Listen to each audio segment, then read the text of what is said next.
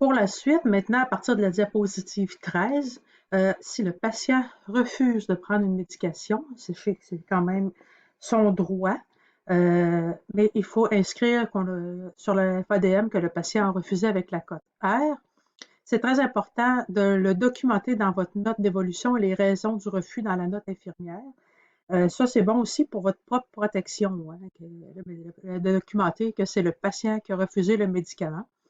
Il faut aussi, selon le cas, l'inscrire dans le rapport interservice. S'il a refusé une vitamine, on ne verra peut-être pas fou, mais s'il a refusé un médicament important, il faut l'inscrire. Et il faut informer aussi le prescripteur, c'est-à-dire le médecin, que le patient a refusé son médicament parce qu'à ce moment-là, lui, va peut-être devoir trouver d'autres alternatives. Les médicaments en PRN avec un nombre de doses maximum par 24 heures. Les 24 heures comptent à partir de la première dose administrée toujours. Donc, ça veut dire qu'il faut parfois se référer au document de référence de la veille, comme la FADM de la veille ou la feuille de suivi des opiacés, pour être bien certain de compiler notre 24 heures comme il faut. Par exemple, vous voulez donner de l'Aldol pour nausées, vomissements. Vous avez le droit à 3 doses par 24 heures et il est 10h30 du matin, vous devez en donner une dose. Donc, votre FADM d'aujourd'hui indique qu'il y a eu une dose donnée à 6h15 et votre FADM du jour d'avant indique qu'il y en a eu donné à 12h30 et 21h45. Donc, présentement, il est 10h30. Si vous reculez à 10h30 la veille, à partir de 10h30 la veille, ben, les 3 autres doses ont été données. Hein? La première dose a été donnée à 12h30, la deuxième à 21h45 et la troisième à 6h15 ce matin, ce qui veut dire qu'on a reçu notre total de 3 doses en 24 heures et on ne pourra pas donner d'autres doses tant qu'on n'aura pas atteint 12h30, qui est l'heure du premier 24 heures. Donc, on ne peut pas lui donner. Deuxième exemple, il est encore 10h30 et on veut donner du Haldol. Notre FADM de la veille indique qu'il y en a eu de données à 7h la veille, à 21h45 la veille et ce matin à 6h15.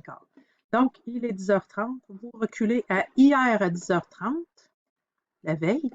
Donc, depuis 10h30, hier, celui de 7h, c'était avant 10h30, donc il ne compte pas. Donc, la première des 3 doses depuis hier à 10h30 était à 21h45. La deuxième est ce matin à 6h15. Et ben, la troisième, c'est celle que vous vous apprêtez à lui donner. Vous pouvez la lui donner dans cette occasion-ci. Donc, 3 doses par 24 heures, toujours compilées avec les feuilles des journées d'avant. Les PRN, dans les cas des entredoses. Donc, votre patient reçoit de la médication régulière sous-cutanée et des entredoses aux 2 heures, comme par exemple morphine régulière sous-cutanée aux 4 heures et entredose aux 2 heures. Je lui ai donné sa dose régulière à 8h30. À partir de quand puis-je donner mon entredose? Ben, même si vous avez donné la dose régulière à 8h30, les entredoses sont faites pour donner entre les doses régulières. Donc, vous pouvez la lui donner à partir du moment que le pic d'action de cette dose-là a été atteint. Quand est-ce qu'on a un pic d'action? Ben, dans un cas de médicament sous-cutané, habituellement, c'est environ 30 minutes. Hein? Ce qui veut dire qu'à partir de 9 heures, votre pic d'action de votre dose régulière est atteint. Vous pouvez donner votre entredose en respectant le 2 heures entre chaque. Donc, une entredose, ça se donne après une médication régulière selon le pic d'action. Faites attention, par contre, à toujours vérifier l'état de votre patient et d'utiliser votre jugement là-dessus. Si vous voulez donner une entredose d'un narcotique et que votre patient est déjà somnolent et qui commence à avoir de la misère à répondre, peut-être que ce n'est pas la meilleure idée. Donc, toujours vous assurer de faire votre suivi de narcotique là-dessus. Deuxième exemple, votre patient est très souffrant, on lui donne des PRN aux 4 heures tel que prescrit. On lui en a donné un à 14h30 et à 15h, l'équipe traitante nous prescrit un STAT. Quand est-ce que je peux administrer le STAT? Eh bien, la réponse, c'est que le STAT, il ne compte pas dans les PRN, lui. Donc, on le donne dès qu'il a été administré, dès que le pic d'action de la dernière dose a été donné. Donc, encore une fois, si on est dans sous-cut, c'est à peu près une demi-heure le pic d'action. Donc, on ne le compile pas dans notre total. Donc, si on a droit à un maximum de 3 PRN en 24 heures, le stat ne compte pas là-dedans. Donc, vous pouvez quand même donner 3 PRN et le stat à part. À quelle heure pourrais-je administrer mon prochain PRN? Le stat ne compte pas. Donc, on compte vraiment à partir du dernier PRN. Évidemment, encore une fois, utilisez votre jugement clinique. Si votre patient est très somnolent et qu'il respire à 7, c'est peut-être pas une bonne idée. Puis à ce moment-là, on avise l'équipe traitante. Dernier exemple, vous avez du dilodine, un narcotique. Vous avez le droit à 0,5 à 1 mg. Donc, c'est à vous de décider entre les deux qu'est-ce que vous donnez aux 4 heures PRN.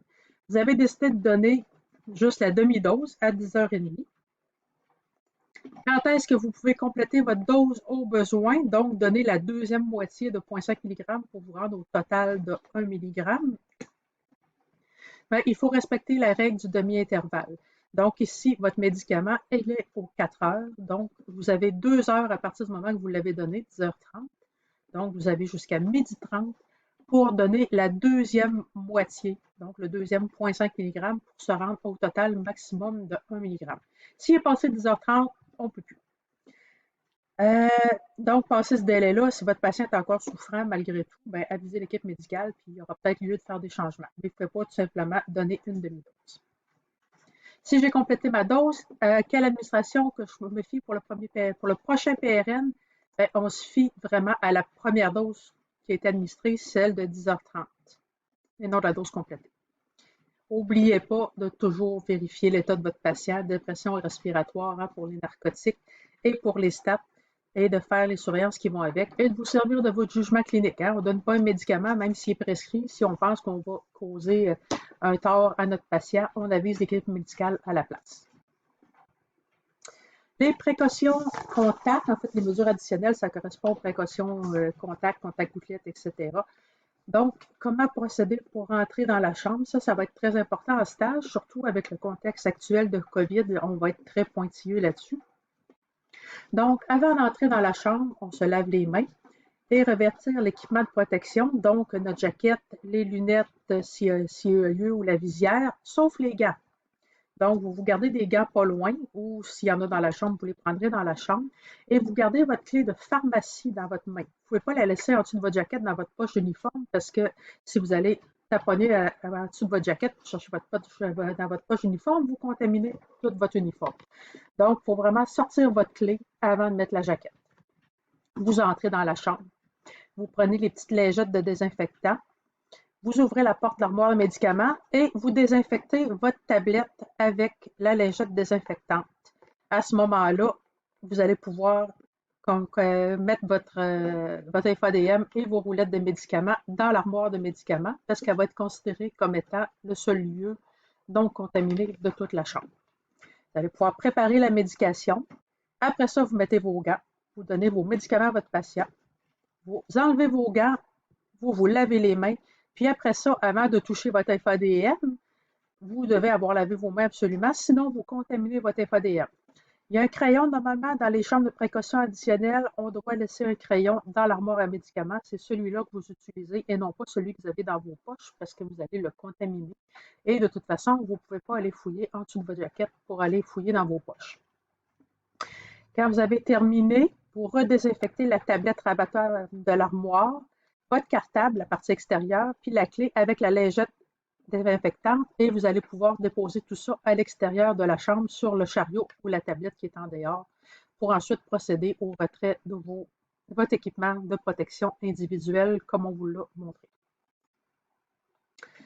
Dernière petite chose, les clins d'œil antibiotiques.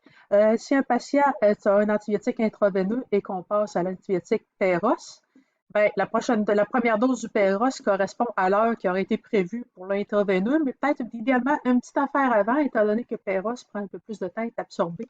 Donc, si on veut être sûr que le patient soit toujours couvert, on peut lui donner un petit 15-20 minutes avant la dose IV qui aurait été prévue normalement.